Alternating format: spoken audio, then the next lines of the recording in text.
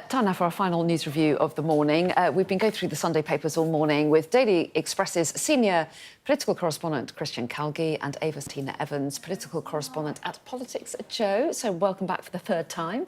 And we are now deep into the inside pages. We've done lots of the front pages, but this story, Ava, has taken your interest about Angela Rayner in the Sunday Telegraph. Talk us through it. Yeah, so this is Rayner has tabled a bill that would prevent anyone who's serving as Mayor of London to also serve as an MP at the same time. And essentially, this is because it's to do with your responsibilities around police and crime.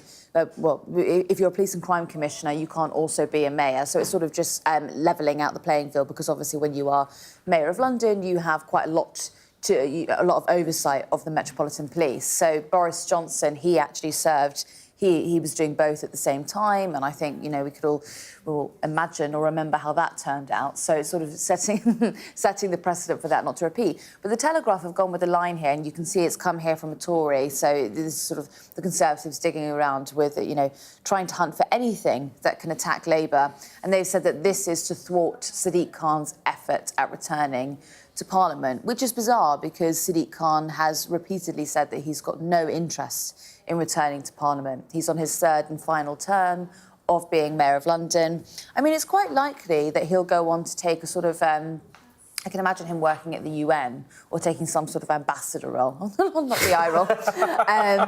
I highly doubt he's got any interest in returning to Parliament. You know, if anyone has got an interest, you'd be looking further north. You'd be looking towards Andy Burnham. Unlikely it would be Sadiq Khan. What do you make of this? Do you think this is... I mean, because they're implying that it's Angela Rayner who has leadership ambitions, and so she's trying to skewer it for her potential competitors. It's kind of the message that I was... Yeah, I mean, I think... But where are they getting that from? It's clear that she does have leadership ambitions, and I wouldn't be remotely surprised if she was Labour's next leader. And the brilliant thing about Rayner, and I think she's a fantastic character, is that she is much smarter than people give credit for. And this is an example. It's a very clever move. And I agree that, you know, I mean, fingers crossed that Sadiq Khan doesn't return to Parliament, because I think he probably overestimates his popularity. But yes, Andy Burnham is probably a bigger threat. I think this is a sensible change. I don't think mayors should also be MPs. The job is too big and too important. But I wouldn't be remotely surprised if there is an underlying political motive to what she's doing. But you're sceptical about that? Really sceptical. I can't imagine that Sadiq Khan would want to return to Parliament. Not after, and I would also disagree. He actually is overwhelmingly popular. I think he actually... Not outside of London. 3 times he's won that mayoral seat. But I mean, even in London, the last mayoral election, you know, one of the biggest majorities of all time, I think it was. He didn't. It's just he didn't. He did. It was a bad win. He's unpopular. It's just because the Conservatives haven't put up a proper candidate 3 times in a row, or certainly 2 times in a row. But outside of London, he's one of the most hated politicians in the country. Well, you don't think Susan Hall was up for the job? Lovely woman. Let's stay with Angela Rayner, though, and move to The Sun on Sunday, because they've put her on their front page, calling her 3 pads Rayner. Yeah. I mean, it follows, obviously, to Jags Prescott as Northern Labour Deputy Prime Minister. She's bought a £700,000 third home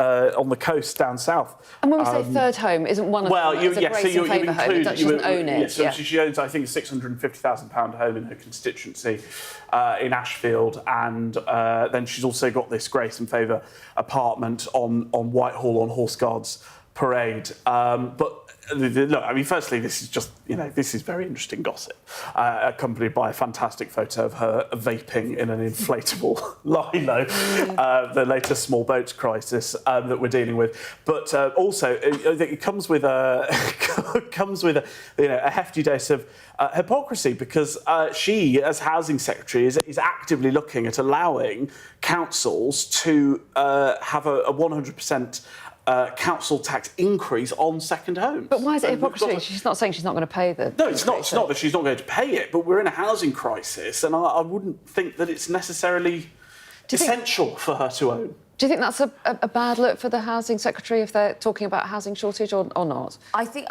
that, to be very clear, the story is actually that she's bought a second home because she doesn't have, she doesn't. It's a grace and favour home that she's got, which is what we have said. I mean, it's a wonderful luxury that you're able to have one, home that you live in and then one home that you holiday in. That's a fantastic luxury. It's a far cry from the number of landlords that there are in Parliament. I mean, I would say that's probably where the scrutiny should lie, particularly on the housing crisis point that Calgi has just brought up there. Should we have people in Parliament who have usurped, 15 to 20 properties and they are now letting them out at an extortionate rate while also doing the very important job of being a member of Parliament? I would say that probably requires a lot more scrutiny than I would just like a holiday flat down in Brighton.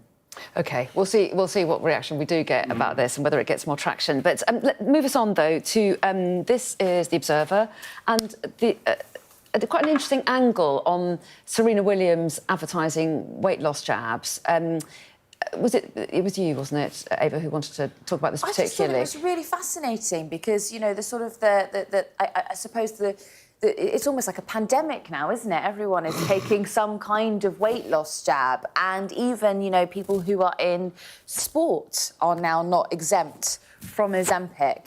She's saying that after she had her baby, she was sort of struggling to shift the weight that she wanted to shift, and so she turned to the jab.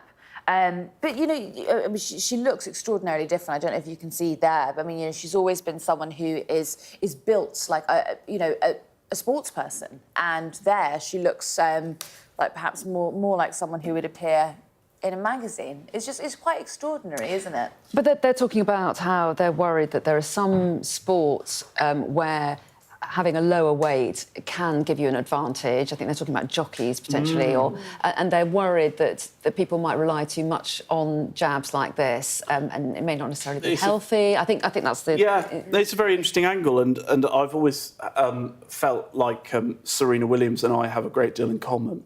And this is. I haven't seen your forehand, Christian. This is just another example.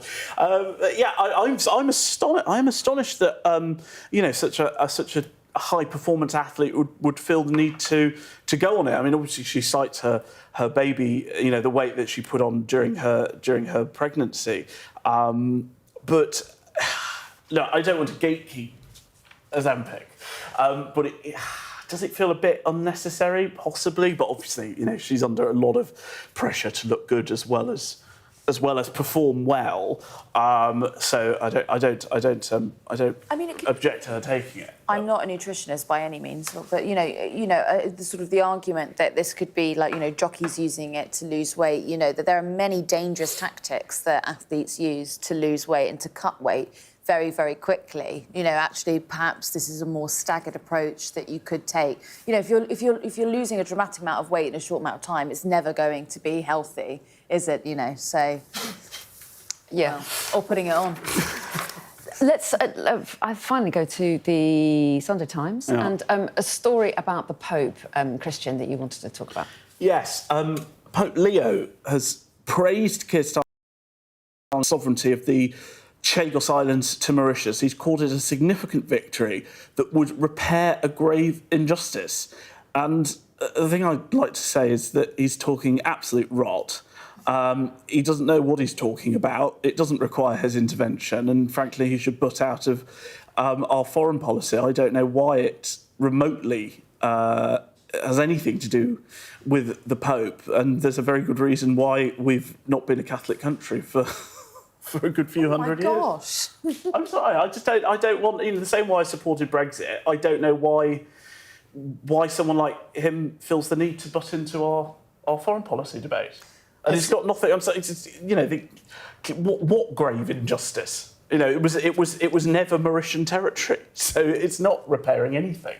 Yeah, well, I mean, it's extraordinarily expensive, and I suppose the Catholic morality cause is weakened by, well, that money is now not being spent on pensioners who now have to sit in cold homes because there isn't enough money in the coffers. Yeah, it's a big overreach, isn't it, from the Pope? It's sort of like when the King gets involved in politics. It's quite off-putting. Yeah. OK, well, we must leave it there. We are all out of time, but it's been good having your company this morning, both of you. Thanks so much, and see you again soon.